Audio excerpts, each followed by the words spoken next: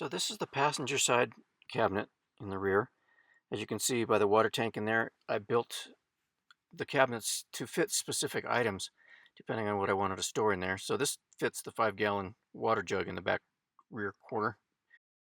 After removing the stuff that was in the car, there were a lot of bolt holes in the car that I was able to utilize to attach wood framing members to. And then I also attached to the floor. And then once I put the plywood shelving in, that really did a structural tie of all of the framing to the wood that was bolted to the car frame at the side. So making the face of the cabinets was quite an arduous process of taking the board in, putting it out, taking it in, taking it out, and continually trying to grind away until I could finally get the board to actually fit into place. So once I got it to fit, then I proceeded to cut out the cabinet doors and making the little spaces of where the cabinets were going to be. Then it was time to try to frame in my window. And that didn't seem to be too easy because of the really odd shapes. And the left side obviously was very tiny at the bottom and large at the top, and not much to connect it to. Then after I cut these, I insulated and put up screen because I didn't want to have bugs coming in through the open window. Then I used wood strips across the top and the bottom of the screen to anchor that down so that the bugs couldn't get in. And then the sides were held in by some wood framing that basically framed in the squared window. So next I created a fan system that fit into the window frame. I used a pair of computer fans. I also used some roofing clips to attach them to my little strip of wood there.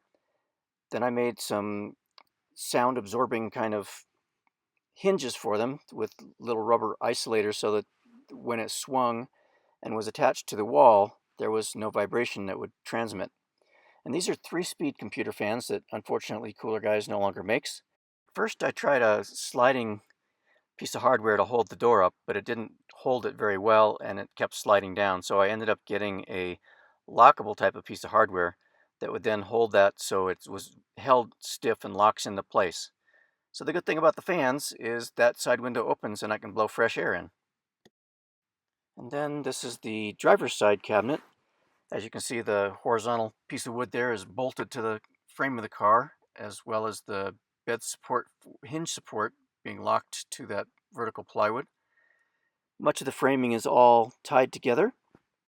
And in this picture, you can see the cardboard that's sitting on that shelf holding up the tape there. Those are templates for cutting the plywood that will become the bottom of the cabinet shelves. And this is a poor picture of the first layer of plywood making up the cabinets. And then next up is the cabinet face for the driver's side. The cabinets were designed differently for this side because there's no window that was going to be utilized. It was just going to be a blanked out wall on that side.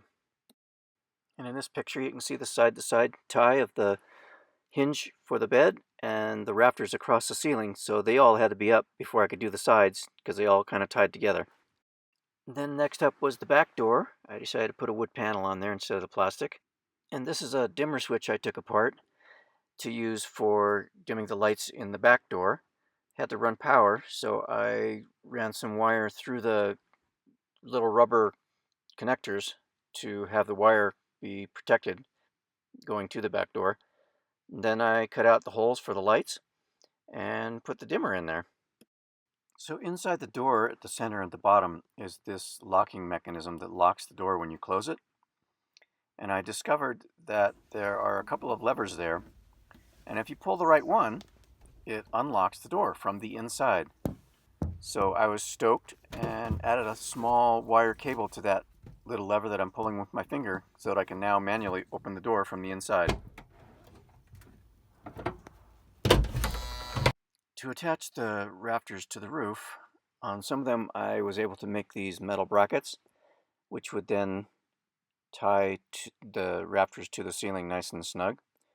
On a few more I had to do other adaptations to screw them down. Where I could, I screwed the rafters to the ribbing in the roof of the car, but these two beams are where the skylight comes back into, so I could only attach these at the side. There's also some metal framing that held the entertainment center that I was able to put some 10mm bolts into. These are the side sections that are attached, and then I had to build them up because the side panels are at a slope to match the shape of the car. So here's another one of those cheesy dimmer switches that I wrapped and then installed into the kitchen ceiling. It's 1/2 inch plywood, so I had to gouge out space in order for these components to fit in.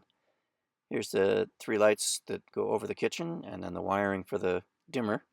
So in addition to being screwed to the rafters, there were 4 places to bolt the center of the kitchen to the ceiling.